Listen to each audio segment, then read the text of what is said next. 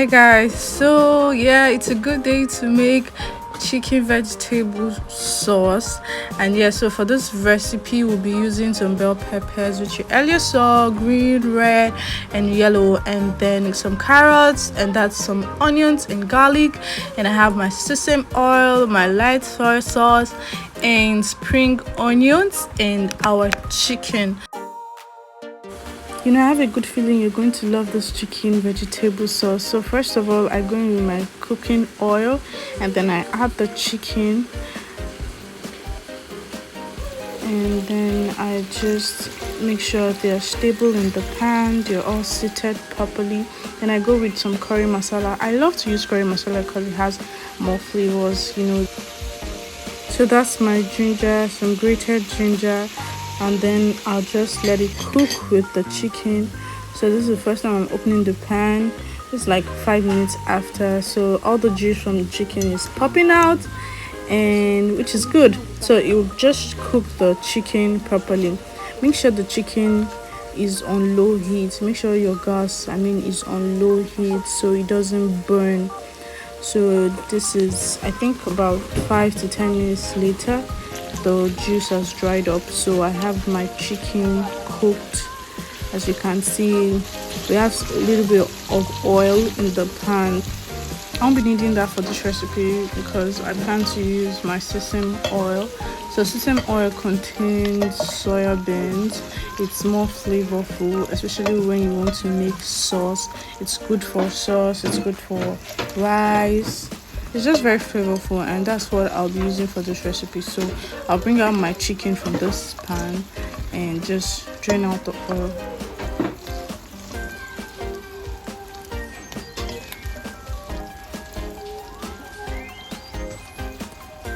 And yes, so that's all of my chicken. So I'm just going to drain out this oil because I won't be needing it. So the oil is out. I like the pan the way it is, because it still has the flavor from the chicken and stuff. So I just add my sesame oil and some chopped onions and garlic, and let that mix up with whatever is left in the pan. Yes, stir that for about 5 to 7 minutes on low heat. Feel the flavor, just feel it. You feel the whole flavor from the garlic, the onions, to particles of the chicken left in the pan. You'd really know that you're doing something nice.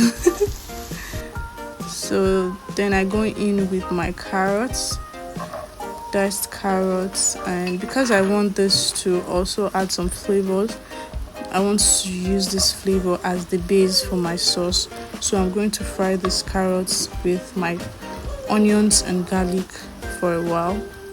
I'll just make sure they're properly steamed. So for this, then I'm going in with my soy sauce. I'm using the light soy sauce, so I'm just going to let it cook with my carrots, and all that flavor is just going to be so heavenly. So just so you know, light soy sauce contains more salt than dark soy sauce, so be careful when you're cooking with light soy sauce not to go in with so much salt in your food, because they already contain salt. And now I'm just adding my vegetables. God. The flavor coming from here is on another level. So yeah, I'm just going to mix my carrots in the pan, mix it properly, cook it up with the carrots, have the flavors, let them all combine, let them dance together properly. And you can see they're steamed and they look so nice.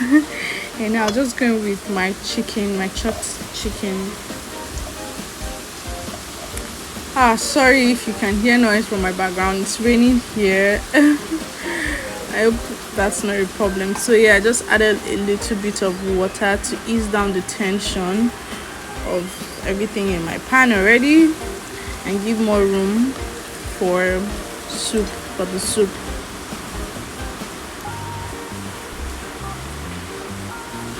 So now this is my corn flour. I just mixed that up with a little bit of water, so this will thicken up the soup. I just added water, so I want it to be really saucy. So this corn flour will help thicken out the soup. I just let that cook all together and just going with a little bit of seasoning.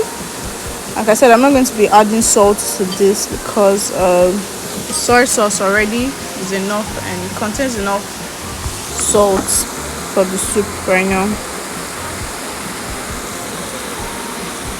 So I'm mixing that up again and making sure that everything is properly seated. And yeah, and then I'll just leave this to cook for about 5 minutes, not for long, but make sure they're covered, the pan is covered, and see what we got. See how juicy.